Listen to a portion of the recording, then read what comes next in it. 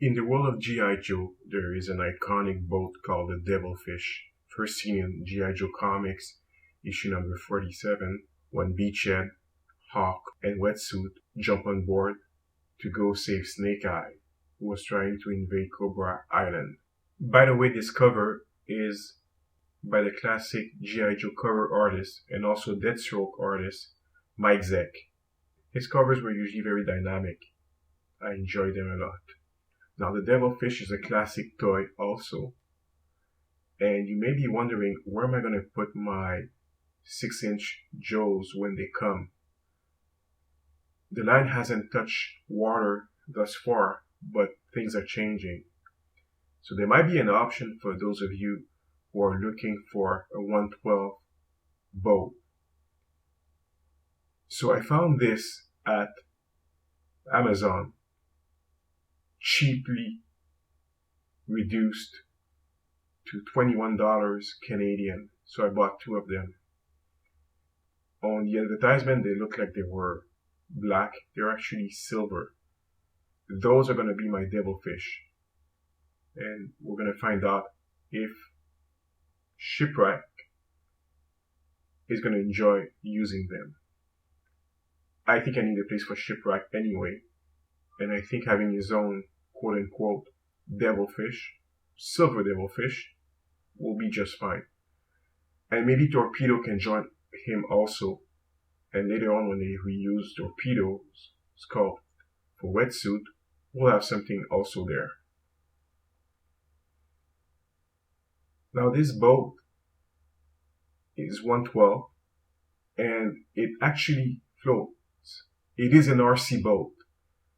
Now, the reviews on Amazon.ca are not very good for this boat, so I don't really intend to put it in water, which is why I'm not going to show you all of the other parts that came with it in this review, since I'm not really going to be using them. At most, I might float them in the bathtub at one point, but I really don't feel like doing this.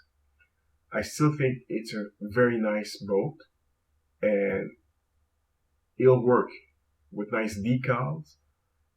It should work as a nice 112 boat for the Joes. It has this futuristic look which will fit the line quite well. I don't think we can put weapons on this thing. It doesn't look like it was built for that. It looks like it was built more for pleasure, but it's an option. And it's very realistic since it actually floats and spins and moves for real.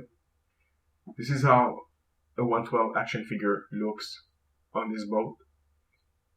It seems to me that even 118 figure could fit on this. He looks a little bit too big, but he'll fit. Squeezing in a second figure might be an issue. It might fit also. So here we see the movie Snake Eyes on the boat. I think it looks good. By the way, because it is a real RC boat, it doesn't really stand on its own. So that little bar that you see at the bottom is something that came in the package. But as I'm going to be displaying it this way, when it's not floating somewhere in a bathtub or a lake, this little peg bar actually comes very handy. So this is how it should look when it's all assembled. I think it's going to be a very nice boat.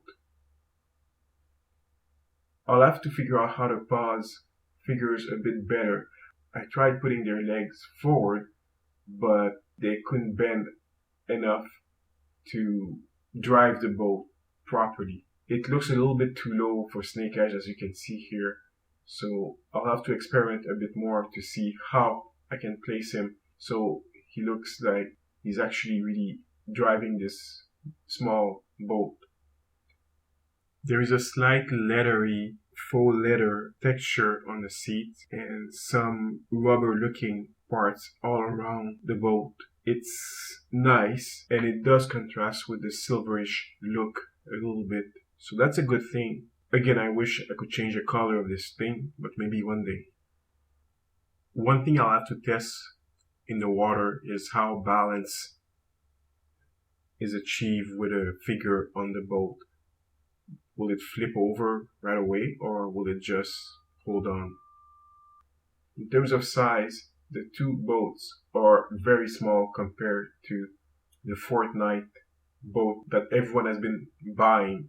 By the way, unlike many motorcycle toys or sometimes even cars, the steering does not work, so it's stationary. So you can't mimic the character moving the boat, driving the boat around. For those interested in such details, the boat comes with a remote control and no batteries. It's well packaged in styrofoam, and obviously I ordered it from China. Shipping took less than a week, and it appears that the Chinese company and Amazon are trying to get rid of those as quickly as they can, probably because of the negative reviews that those toys have. Could you imagine if this thing came in the red, just like the one on the box? Would have been just like a devilfish. What a lost opportunity. What I like about collecting for 112 scales is that you often have to hunt around for stuff that you may not even know exists, and in the end you'll build a collection of things that just look odd but match. This is how the flip side of the boat looks. So it stands on the propeller, in the water propeller, and that peg as I showed. Now they say that the boat is waterproof in the advertisement, but the critics on the reviews on Amazon say otherwise. I like standing the figure on top of this boat. It looks kind of fun. I could picture one of them getting up and just shooting in the air like that. I think I found a use for Kamakura finally.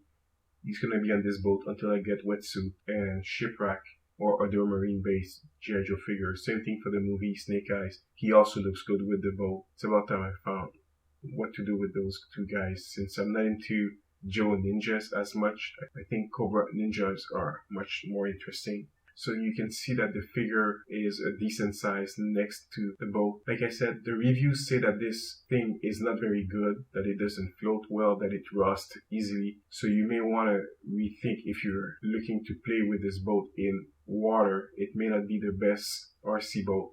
Other RC boats in the same look and size cost about $60 or more. This one, like I said, was on discount on Amazon at $21 Canadian. So it's a steal at this price. If you're more interested in the display aspect rather than actually using this RC boat, this might be a good deal. I don't think Hasbro could make anything cheaper than that. All you have to do is paint it and put some stickers on it. If, like me, you're longing for a lot of 112 vehicles to use with your Classified and even Marvel Legend collection or Star Wars, this is a great fit. It is a cheap toy, but for display purposes, it's just right. So this is Hervé from Comic Book Bin, filling you in since 2002. Like and subscribe. It helps the channel